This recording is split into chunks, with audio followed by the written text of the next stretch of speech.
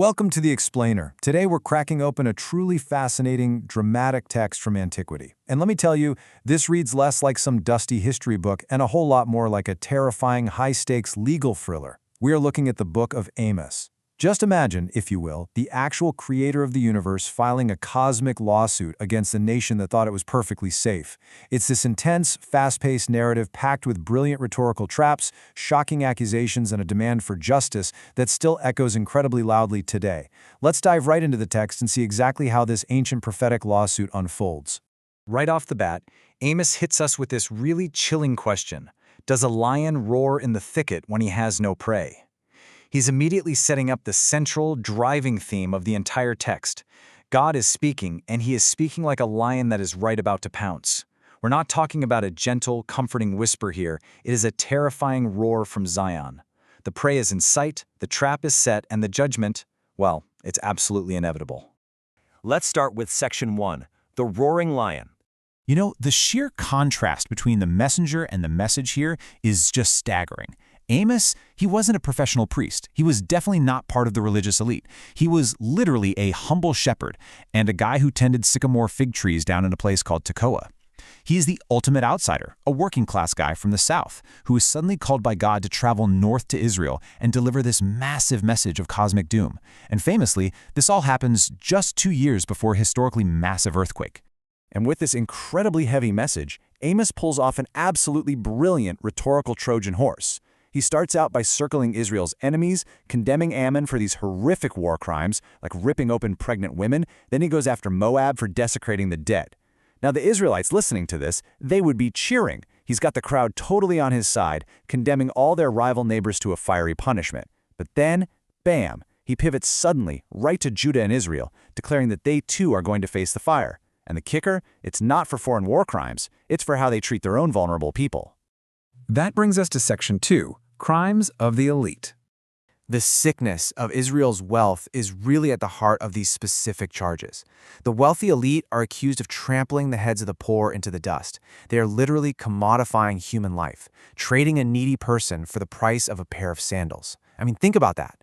And what exactly are they funding with all this extracted wealth? It's almost unbelievable.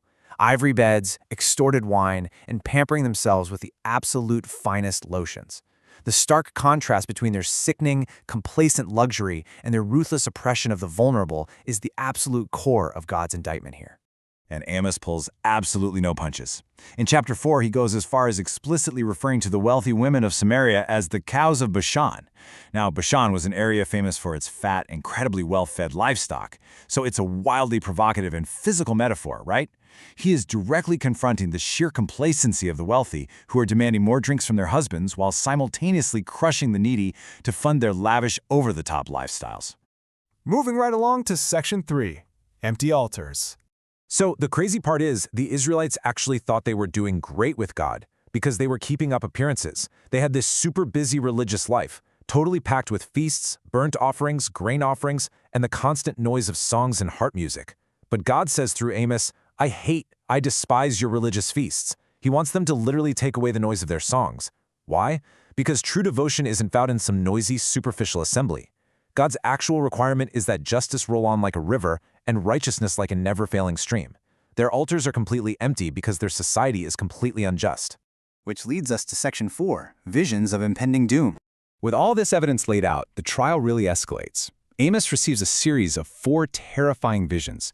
First, there's a massive swarm of locusts stripping the land entirely clean. Second, a judgment by a fire so incredibly hot that it dries up the great deep. Now, interestingly enough, Amos actually pleads with God to stop here, crying out, "How can Jacob survive? He is so small." And remarkably, God actually relents on those first 2 visions. But then we get the final 2, the plumb line and a basket of ripe, essentially rotting summer fruit.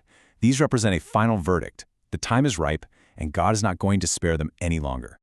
I want to pause on that third vision for a second because it so brilliantly illustrates the exact nature of God's judgment. A plumb line is just a simple builder's tool. It's a weight on a string used to make sure a wall is perfectly straight. By setting a plumb line among the people of Israel, God is applying a totally objective, unwavering standard of justice to their society. The real tragedy here is that the wall of Israel isn't just, a little off-center. It is irreparably crooked and leaning toward a total collapse. The sanctuaries will be ruined, and the house of the king is going to fall by the sword. So picture this. A humble tree tender from the south walks right into the northern kingdom's royal sanctuary and tells them their society is a crooked wall about to be demolished by God. How do you think the religious and political power players reacted to this devastating message? Well, they reacted exactly how entrenched power usually reacts. They try to shut him up. Amaziah, who is the state-sponsored priest of Bethel, basically tells Amos to pack his bags, go back to Judah, and earn his bread over there. He accuses him of conspiring against the king. But Amos, he fires back with this incredible defense. He completely refuses to back down, reminding Amaziah that he isn't some professional prophet for hire. He's just a shepherd. He isn't doing this for a paycheck. He is there strictly under divine orders, directly from the Lord. It's this stunning clash between an authentic outsider calling and a deeply corrupt institutional religion. And because they flat out refuse to listen, the judgment Amos outlines next is mathematically horrifying. The city that marches out 1,000 strong is only going to have 100 left. A town of 100 will have only 10 left. That is a 90% decimation rate. We are talking about total societal collapse to the point where Amos says if a relative comes to carry bodies out of a house, they will literally tell each other to hush. We must not mention the name of the Lord out of sheer terror of drawing any more divine attention to themselves. But physical destruction isn't even the absolute worst of it. The ultimate, chilling punishment gets declared in chapter 8. God says he's going to send a famine through the land. But it's not a famine of food or a thirst for water. No. It is a famine of hearing the words of the Lord. The people will stagger from sea to sea, frantically searching for God's guidance, but they won't be able to find it. Because they silenced the prophets and totally ignored the demands for justice, their ultimate punishment is a terrifying spiritual silence. God simply stops speaking to them. Finally, we reach section 5, Restoration of the Remnant.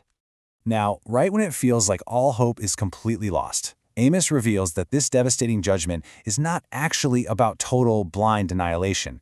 It's a highly targeted process. Yes, the sinful kingdom is going to be destroyed, but God says he will shake the house of Israel among the nations as grain is shaken in a sieve. The judgment acts like a purifying filter. Only the sinners die by the sword. After the shaking, God promises to step in and repair the broken places, restore David's fallen tent, and bring the exiled people back to rebuild their ruined cities. It's destruction for sure, but it intentionally makes way for a purified remnant. And the imagery Amos uses to describe this restoration, it is incredibly beautiful and vivid. He says the days are coming when the plowman will actually overtake the reaper because the harvests are going to be so impossibly fast and abundant. Just picture this. New wine will drip from the mountains and flow from all the hills. God promises to plant Israel back in their own land, never again to be uprooted. It is this ultimate vision of permanent security, peace, and overflowing abundance that stands in such sharp contrast to the greed and oppression we saw in the earlier chapters. So what is our big core takeaway from this ancient cosmic lawsuit? Ultimately, the book of Amos is a timeless warning against hypocrisy. True devotion to the Creator is not found in comfortable luxury. It's certainly not found in loud, empty religious rituals, or just keeping up appearances while you completely ignore the suffering going on around you. True devotion is found in action. It's found in ensuring that justice rolls on like a river, specifically for the most vulnerable, the needy, and the oppressed in our society. It's a remarkably powerful message, especially considering it was delivered by a humble tree tender thousands of years ago. But it really forces us to look in the mirror right now, so I'll leave you with this final thought to reflect on. If that exact same divine plumb line we talked about earlier was dropped right into our society today, how straight do you think we would measure up? Thanks so much for joining me for this explainer, and keep seeking the truth.